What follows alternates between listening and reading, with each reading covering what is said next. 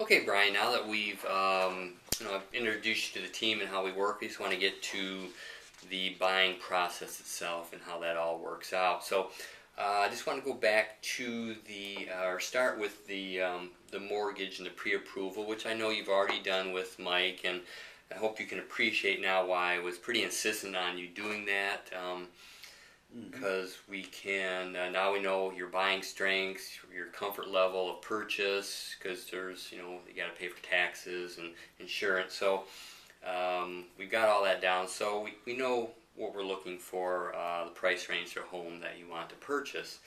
And the other thing I like to do when I'm working with Mike is that he can do a good faith estimate. So once we find that property that you like, we can have him do a good faith estimate, and that's going to give a breakdown of all the closing costs, which you see here with the insurances. We can do an estimate on that and the taxes, and if there's an HOA involved, and other fees that are involved, appraisal fees and title fees and the closing cost fees themselves. So what he will do is take the property once we find that and give us a good faith estimate, a breakdown sheet of all the costs, and that will let you know exactly what to expect to have to bring to closing money-wise. So does that make sense? Yeah, it does. Okay, great. And with you being a first-time home buyer, this is pretty important, just so we can get any of the questions out of the way, and I'll let you know exactly all the steps of finding a home and delivering a contract, and then what comes between that and closing. Mm-hmm. So let's go to the search itself. Okay. What we'll do is enter your criteria, which I've already done some of the basic stuff, into our multi-listing service, which has all the homes that are available in the area that you're looking for. Mm-hmm. And from there I'll have you search through them and find ones that look desirable to you, that has all the criteria, as much of the criteria that we can find in the price range you're looking for. Now, because your price range is so competitive, we're going to need to be able to go out and look at homes as soon as they come on the market. If there's nothing we see now, I'm sure we'll see some that we'll be able to look at right away. But if the ones that we see aren't really interest you that much, then we'll have to wait for something to come on the market and be able to get at it right away. So okay. I know your schedule, so I think we can free yourself up well enough to be able to go see them as soon as they come on. So what we'll do is, if there's some that are out there right now, I'll have you choose 3 to 4 to 5 to go by and do a drive-by to make sure that you like the neighborhood and everything looks good to you, because what you see in pictures sometimes looks a lot better than what you see in person. So we just want to make sure that we're not wasting a lot of time, and that lets you get a comfort level to the neighborhoods that we're looking at. Sure. And then what we want to do is, once we find that house, we're going to put an offer. We want to write the strongest offer that we can, and I'll have you follow along with me, and make notes, if you will, in your booklet. Okay. While I'm going by, and if there's any questions, don't hesitate to stop me, and I'll answer them as we go. Thank you. What we want to do is make the strongest offer, and so that usually entails writing the offer to the asking price.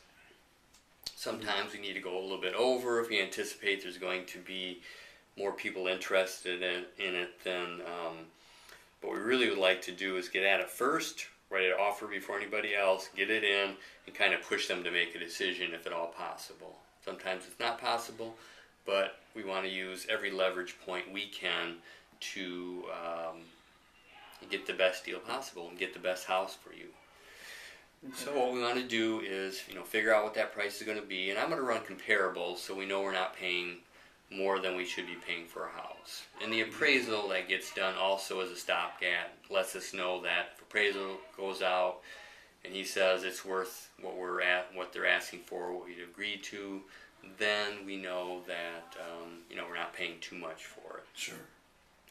So from there, to to write the contract as strong as possible, we're going to give them as much earnest money as possible. We probably want to look between $2,000 to $5,000 depending on the price of the house and everything, but we want to be able to put as much in earnest that lets them know that we are strong buyers, that we really want this house, and at the end of the day that money will be used for your closing, or if we decide to cancel the property because of inspection issues, then we'll get that money back.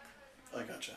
So we've never lost a buyer's good faith money because we haven't performed on time. So from that point, then another issue or another item that we're going to be very aggressive on is the inspection period itself. Typically we can get 15 days to inspect, but we'll say we'll inspect it in 5 days. So we'll get our inspectors out there, they'll go through it, and then if nothing comes up during the inspection that would make us want to back out, then they haven't had their house off the market for very long. And so if we need to get out of the contract for some reason, then they can go on, get it back on the market, and offer it to somebody else. From there, we're also going to try to have as short a closing time as possible. A seller may like that, see that as a good thing for them because they're moving on already. Some they want to have a little bit longer, and we'll, if we can work within their closing date, then that works well for them. But we're going to offer a quick closing. Then if they'll see that as a good thing, then then we'll have a stronger position than somebody that might need to close 60 days out. Oh, okay. So now that we've made we're going to make the offer. And another good thing that you're able to do is because you're pre-approved for a conventional loan, that's going to put us ahead of somebody that might have an FHA loan, because conventional isn't as restrictive as an FHA, so a seller might also see that as a very positive thing. So we want to use every point of leverage we can to put our offer in. And then if we do get into a multi-offer situation, then it still gives us hopefully stronger advantage over somebody else. Makes sense. And from there, we also, we like to have you write a letter to the sellers or do a short video that explains why you like this house so much. You'll be raising your family here. And just something that hopefully they can connect with that might give us a better advantage also. Oh, sounds like a good idea. Yeah, so we like to use everything we can to leverage us over somebody else that might be making an offer on this property. Mm-hmm. So if we get an accepted offer where everybody signs on to the contract, to the all of the terms on the contract, then we have an executed contract, and from there the clock starts on the inspection period. So we want to get our inspector out there right away. They're going to be looking at everything in the home, inside and out, electrical, appliances, AC unit, the roof, and everything that they are contracted to inspect. So from there, there might also have them do a termite inspection if we feel that's necessary, or if the lender requires that. If we find a place that's out in the country, you might have a septic system, so we might have to do an inspection for that. Or if it's been pumped recently, then we might be able to go with the findings of what they did at that point. If it has a well system, we want to test the water to make sure there's no harmful chemicals in there that might harm you along the way. And then if the house is a certain age, the insurance company might want a four-point inspection made, and that's where they really focus on 4 things, which are the AC unit, the plumbing, the electrical, and the roof. So that is a little extra cost, but the cost savings will probably outweigh that in your insurance cost because they'll give you a discount on that. Okay. So the report you get back is going to have, they're going to point out items which are just maintenance items that just make you aware of things that you might want to look at. And if there's nothing major, then we will go ahead and accept the house the way it is. If there is something major, electrical, AC, something that we know is going to be a problem, then we will have to negotiate any repairs. But this being an as-is contract, they aren't obligated to fix anything. But if we see something that we just don't want to move forward with, then we can cancel the contract, get our escrow money back, and move on to the next search. Oh, that's how that works. Yep. So, so if all of that goes well, we get through the inspection, and then we'll get to the next portion, which is the lender will have an appraisal done.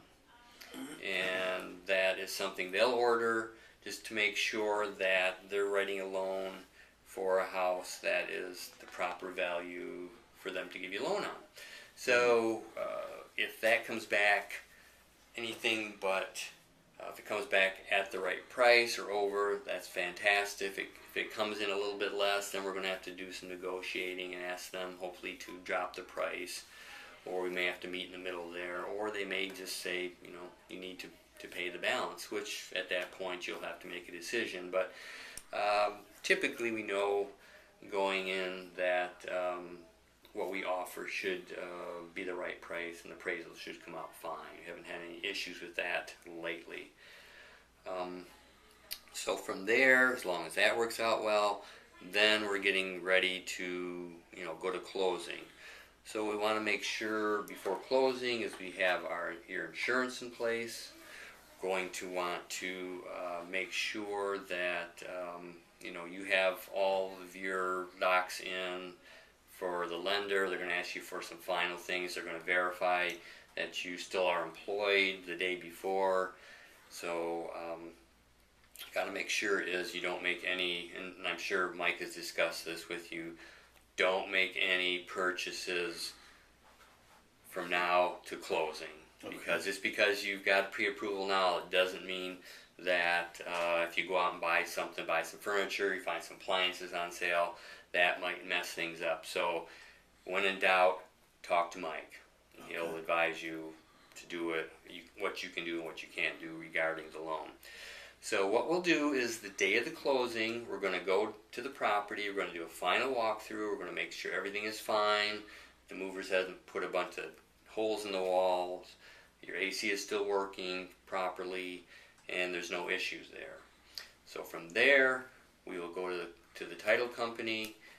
You'll need to, they're going to tell you what you need to bring as proof of ID, driver's license, passport, whatever they will require. So you just want to make sure you do that. Yeah. And you want to actually contact the lender too, make sure that he's wired the funds in so we can get this thing closed quickly for you. And then at closing, we're going to go back over the final closing statement that they'll send you about 3 days beforehand. Make sure everything's still fine there. They're gonna have you sign all the closing papers. A lot of the papers that you'll sign are the same papers that the lender has had you sign already. And then what they'll do is excuse themselves at that point, send all that portion of the paperwork to the lender to make sure everything is fine there so they can release the funds for closing. They'll have you sign the rest of the paperwork, and hopefully by the time you're all done signing that we've got it clear to close and they can release the funds.